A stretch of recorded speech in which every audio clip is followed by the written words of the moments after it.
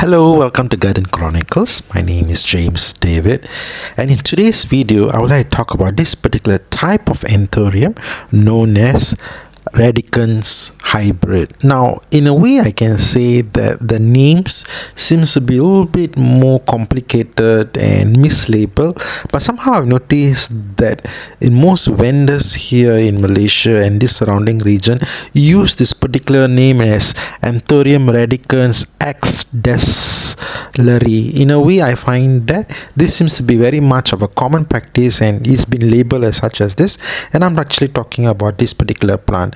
Anyway, I would not know whether it is exactly this particular plant or it could be mislabeled or in a way could be wrongly identified. I would not really know, because I find that looking at the circumstances, a lot of it looks so much alike, and there's not much of this particular type of Anthurium to make a lot of comparison. However, I can say that uniqueness of when it comes to Anthuriums, you will find that in most cases, especially like Anthurium crystallinum, which has a little bit of this iridescent lining around the main vein. This, however, is very much look like a corrugated kind of effect, similar like a piper plant. So you can say that you can mistaken think that it's actually a piper, but it is actually a Anthurium plant. Now, coming back to this particular visuals here, these are actually taken in Sungai Buloh nursery. Here is where I'm actually doing a window shopping, and I have noticed some of these are actually in display, and I would like to showcase these Anthuriums here for your viewing pleasure. Now, I would like to talk a little bit more on this plant. If you can notice, there's a lot of inflorescence here, appearance like flowers, and I find that most of them are actually sterile, and I find that a little bit of a research that I've actually checked through, and they mentioned that they do not form seeds. So I'm not sure whether it's true or not. And the only way for it to be propagated is to division. I also noticed that it actually forms a lot of pups, and that could be one of the reasons where this particular hybrid has compensate itself by giving out a lot of pups in order to form its propagation kind of method. Now you can see that when you look at it, it looks very much in the appearance of a heart shape, and the sinus where you can see the top part of it, where you can see something like a curve kind of a thing. And I find that these leaves do grow very big, and I find that is a unique part of it. Of course, again, it falls in the context of a rare plant, and also in the taste of the purchaser, the customer. If they find that this particular plant appears to be interesting, and they may purchase it. In the beginning, I was actually avoiding it from purchasing because I don't want to have too many of everything under the sun, and I was actually debating whether should I purchase it or not to get it, and it was more of a ding dong effect of yes and no, maybe not. And then finally I thought, oh, why not just have one specimen, one small plant which I managed to purchase it. And I find that when I actually inspect it carefully, they were already putting out a lot of pups for a small plant.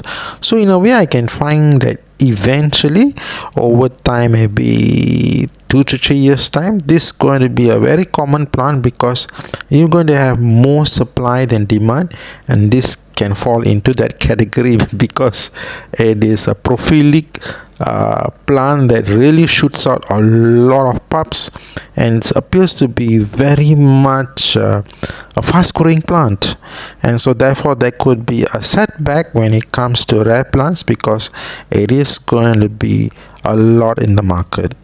Now, coming back to plant care, I have actually done a lot of videos and detailed information concerning plant care and potting media and everything else. Do check out on my earlier videos in my playlist, where you can actually find a lot of these videos incorporated on that in my But however, I just want to cover some basics here, and just for a quick review of what are the plants that is been uh, displayed here. One thing that I want to mention here is that this Anthurium has been repotted, and I can actually explain to you in that context because I find there's only one plant that is being planted in a very huge pot, and that can be one of the factors here because they don't want to have any pups growing in between them, so a lot of it has been removed and they're just showcasing one plant for this purpose. So in reality, I can tell you that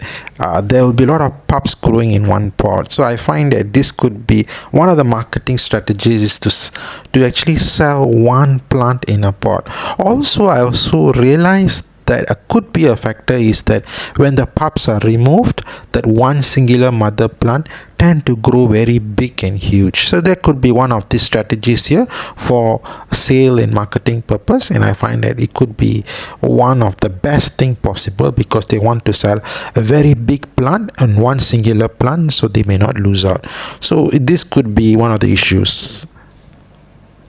So when it comes to plants, do check it out, and if you want to purchase, you can purchase one big plant, one mother plant, or you can choose a heavily potted plant with many pups in contacts with it, so that way you can actually able to unpot and propagate more plants in that kind of thing.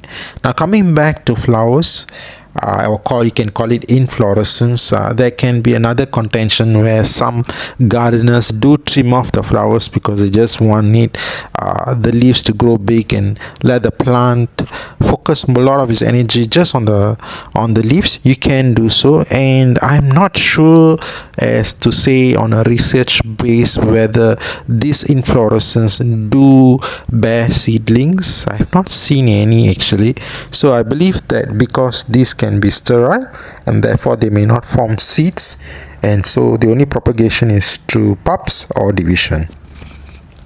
Now coming back to plant care, I just want to make it a very basic interesting note here is that I do find that this particular Anthurium seems to be more hardy in comparison to some of the sensitive type, especially the Queen Anthurium or the King Anthurium. Those needs high humidity, and they are actually still considered rare plants and still sold in a high premium prices, which I have not found sold commonly in most of the nurseries. In a way, I can say that they are still on a high-end spectrum premium prices. So this seems to be far more hardy and able to handle the lowland, hot and humid climate, and even you can actually abuse it with overwatering and underwatering and that kind of stuff. I think this can fare well in the hot and humid climate, and then also I believe that it can actually do well also in an indoor setting, perhaps in balcony, that kind of sorts, but not the Queen Anthurium or the King Anthurium. Those will just snap and die within you can just name it. They were not able to handle the abuse. So in a way also I find that the potting medium plays a lot of strong role on it, because if the roots starts to rot and you can't really see it, and the rot may take an effect straight up to the stem and all is lost. So I find that this particular one seems to be very hardy, and I can look at it for the size of the pot where they are actually planted. They can actually hold a lot of moisture. I think they may be watering maybe 2 to 3 days once, or very light watering, and they just hold enough moisture. But I can also say that they can actually handle a lot of watering too, because this plant appears to be very hardy. Now when it comes to hardiness, what I want to mention to you here is that when I look at the leaves, they appear to be very prolific and strong in appearance. So that way, in that context, I can say that they are actually growing very fast and very able to handle the situation very well. So in a way, this does not appear to be a sensitive plant. So if we see this portion of the video here, that this particular plant is so huge and there's so many pups is actually growing, is actually trying to be divided, and you can actually easily divide about 50 over plants from this. So this is what is going to happen to this particular Anthurium, that if it's just left it uncared for and you don't do it, it can appear to be a little bit messy and overgrown and leggy.